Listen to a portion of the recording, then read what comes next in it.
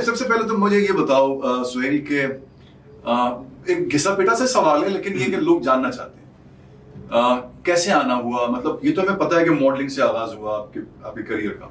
यकीनन कहीं ना कहीं किसी कॉलेज में, किसी ऑफिस में किसी ने कहा होगा यार बड़े हैंडसम हो, बहुत गुड लुकिंग हो और बड़े अच्छे तुम्हारे फीचर्स हैं, why don't you start doing modelling, right? ऐसे ही किसी ने कहा, क्योंकि मैं तो पहले एक एडवर्टाइजिंग एजेंसी में काम करता था, तो टीवी आना जाना होता था हमारा, तो टेलीविजन में किसी ने कहा यार तुम क्या काम कर रहे हो, यहाँ आते हो और आप उस जमाने में कैसेट्स वगैरह देते थे, तुम मॉडलिंग करो यार, तुम एक्टिंग करो। तो ऐसे मैं हादसाती तौर पे आ गया था एक्टिंग में। तो आपके साथ किसी ने ऐसे ही किया, किसी ने दोस्त ने या किसी? बिल्कुल ऐसे ही है, बिल्कुल ऐसे ही है। एक्चुअली बचपन से मैं अपने आप को आप देख रहे होते हैं तो कहीं से भी मुझे अपना अपना मॉडल लगता है ना। आज भी मुझे लगता है कि ये सब मेरे अल्लाह की करम नवाजी है कि जो मैं इस मुकाम पर हूँ। तो मेरे करियर का स्टार्ट कुछ इस तरह से हुआ।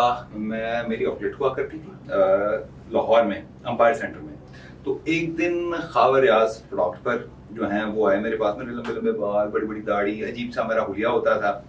और उन्होंने मुझे देखा और मुझे देखते चले गए। तो मैंने कहा अस्तगफिरुल्लाह भाई, मैं ऐसा नहीं हूँ। कहते नहीं हो भाई, मैं भी ऐसा नहीं हूँ। मैंने कहा यार आप जिस तरह से मुझे देखने में डर गया था। कहते नहीं तुम मॉडलिंग करो। तो क्या ख्वाब रियाज साहब was known for this, like आप जिस तरह से डर गए उनको देख के? क्या अस्तगफिरुल्लाह? नहीं एक्चुअली पता क्या है, कुछ पर्सनालिटीज ऐसी होती हैं। खबर भाई का जो है ना वो वे ऑफ टॉकिंग और जो उनका वो है चाल ढाल, हालांकि ऑनेस्टली मैं उनके लिए एक बात कह सकता हूँ कि उनके बारे में जो कुछ भी वो हो, लेकिन मैंने अपनी जिंदगी का करियर का स्टार्ट उनके साथ था। वो शख्स नमाज की पाबंदी के लिए कहता है, वो माँ बाप की इज्जत की बात करता है, वो हर बुराई से बचने की बात करता है। तो मुझे ये बात समझ में नहीं आती कि ऐसे शख्स के लिए जब वो कहा जाता है कि यार कि वो ऐसा है, तो मैं हल्फन इस बात के लिए, मैं आज हल्फन ये बात कहूंगा कि वो शख्स जिस बात की तरगीब दे रहा है वो ये बातें हैं। और मैंने कई साल उनके साथ काम किया और अल्लाह का शुक्र है कि आज मैं अगर इस मुकाम पर हूँ अल्लाह की करम नवाजी के बाद, तो वो उसका जो है ना वो कंट्रीब्यूशन इसमें ख्वाब भाई का है, ख्वाब रियाज का है। और ऐसे मुझ जैसे और बहुत सारे लोग हैं ऐसे जिनका करियर बना। मैं नॉर्मल अपनी आउटलेट कर रहा था, वो खत्म किया।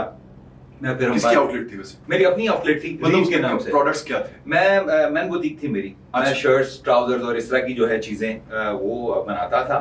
फिर उसके बाद वो खत्म की तो फिर मैंने सुदोवर्ल्ड सिनेमा में एज अ मार्केटिंग मैनेजर जो है वो जॉब किया। सिनेमा में? लाहौर के सिनेमा में। तो काफी अरसे के बाद खावर भाई ऐसे मूवी देखने के लिए आया। तो मुझे देखा, अच्छा तू कहाँ? मैंने कहा मैं यहाँ पे जॉब कर रहा हूँ। कहते तुम, मैंने कहा था मॉडलिंग करो। मैंने कहा खावर भाई मैं अपनी शक्ल रोज शीशे में आईने में देखता हूँ, मुझे नहीं लगता कि मैं मॉडल बन सकता हूँ। मैंने आपको तभी ये बात बोली थी। उन्होंने कहा भाई आओ तो सही, तो देखते हैं फिर क्या बनता है।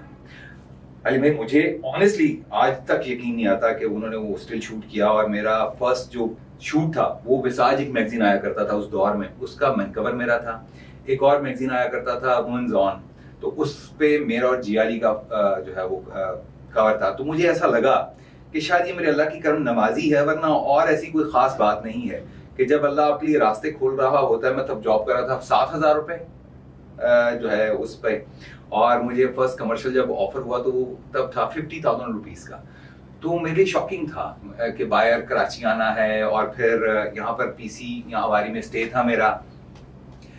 तो मैं कह रहा था कि शायद मेरे ना, तो अच्छा एक बड़ी दिलचस्प वाकया मैं आपके साथ शेयर करूंगा, क्योंकि कुछ ऐसी चीजें और ऐसी जगह या ऐसे प्लेटफॉर्म होते हैं जहां पर ना आप सब सच बताना चाहते हैं। तो मैंने ख्याल है कि आपकी पर्सनालिटी, आपसे वो वाइब्स हैं मुझे।